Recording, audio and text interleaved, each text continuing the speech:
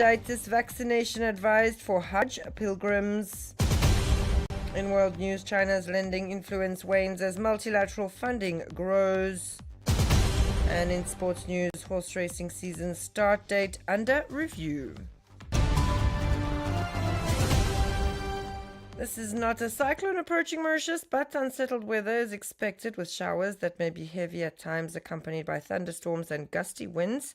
A heat wave originating near the equator is favoring the formation of what meteorological services describe as a monsoon depression.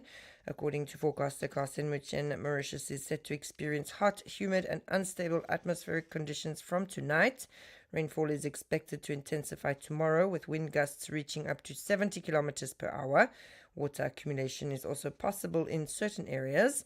Meanwhile, skies will be partly cloudy today, with showers mainly affecting the northern part of the island and higher grounds.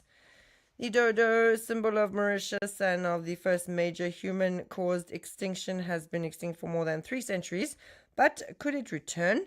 The question resurfaced worldwide following the announcement of an ambitious international scientific project by Colossal Biosciences. More recently, the US biotechnology firm made its ambitions even clearer, stating it aims not to recreate just a few birds, but entire populations. Could the dodos one day return to Mauritian forests? The question remains open. More details in this report are voiced by Jenny Yalaba.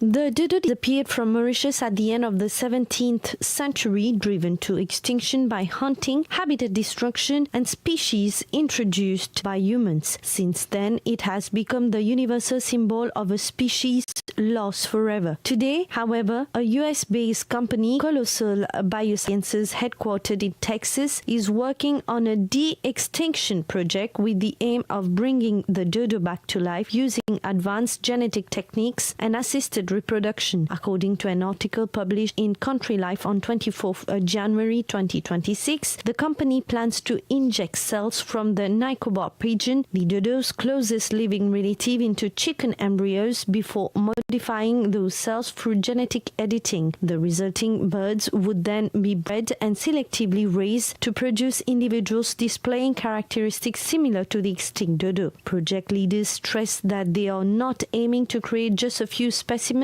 As Colossal's CEO Ben Lam puts it, we are not trying to make 2 dodos, we are trying to make thousands with enough genetic diversity to eventually allow reintroduction into the wild. The project, which has received more than 120 million US dollars in funding, is part of a broader scientific effort linked to the other de-extinction initiatives and advances in biotechnology. However, many experts caution that the path ahead is filled with uncertainty. Technically, the process is extremely complex. Birds cannot be cloned in the same way as mammals. Ecologically suitable and secure areas in Mauritius would first need to be identified, free from predators such as rats, to ensure the bird's survival. Ethically, some scientists question the value of resurrecting an extinct species, why so many living species remain under serious threat. For now, no dodo has yet been recreated, and the possibility of its actual return to Mauritius remains hypothetical, even though some speak of a time frame of a few years. Still, the project already raises profound questions about our relationship with nature and our responsibility towards loss and perhaps recoverable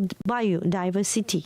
Moving on to Chagos, where the question of this Chagos issue becoming more complicated following the withdrawal of the Chagos bill from debate in the House of Lords last week.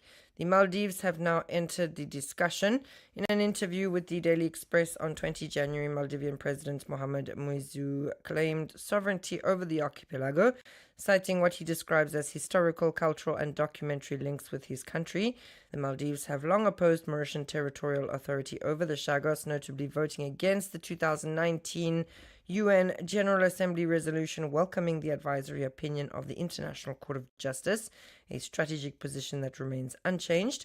More details in this report. Yes, the Maldives also became involved in this dispute as its exclusive economic zone overlapped with that of the Chagos archipelago. The maritime boundary dispute was referred to the International Tribunal for the Law of the Sea in 2019, a few months after the advisory opinion delivered by the International Court of Justice. In its ruling of April 2023, the International Tribunal for the Law of the Sea divided the 95,563 square kilometers of disputed maritime area, allocating 7,232 square kilometers to the Maldives and 45,331 square kilometers to Mauritius. Meanwhile, in 2022, the then Maldivian President Ibrahim Solid unexpectedly expressed support for Mauritius' claim over the Chagos archipelago in a letter addressed to the Mauritian Prime Minister at the time, Pravin Jugnauth. This stance was seen as a strategic move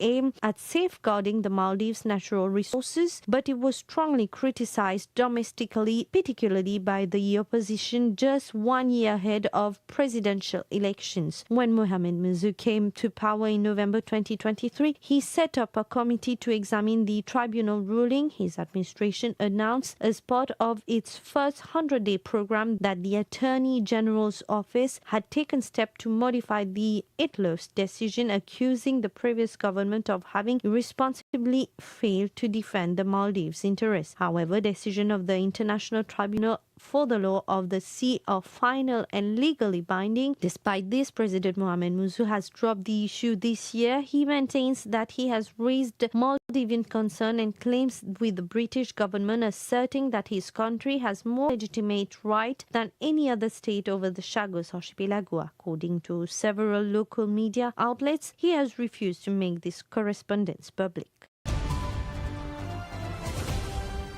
The historic Plaza Theatre National Heritage Building in an advanced state of deterioration is set to enter the third phase of its renovation.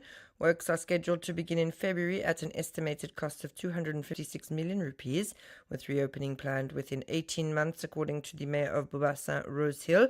Inaugurated in 1933, the Italian-style theatre once hosted major international artists and remains a landmark of Mauritian cultural heritage. The project includes restoration works and the creation of an art gallery to promote local artists. And in other news, the meningitis vaccine is recommended for individuals planning to perform the Hajj pilgrimage in Saudi Arabia this year. A vaccination session is scheduled at all 5 regional hospitals. The vaccine is also available at the International Vaccination Center in Port Louis. Those concerned are advised to bring their vaccination card.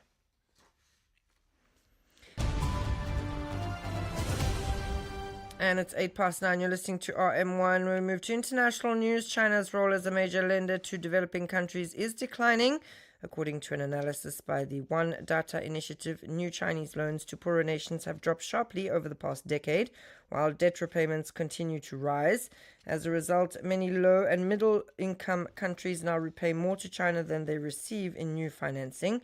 Multilateral institutions have filled the gap, becoming the world's leading source of development finance. And finally, in sports, the MTCJC is now considering starting the horse racing season on the 25th of April instead of the initially announced 18 April. The organizer confirmed the revised position while maintaining a 27-race calendar, including 2 race weekends scheduled for late July and early December. That's all for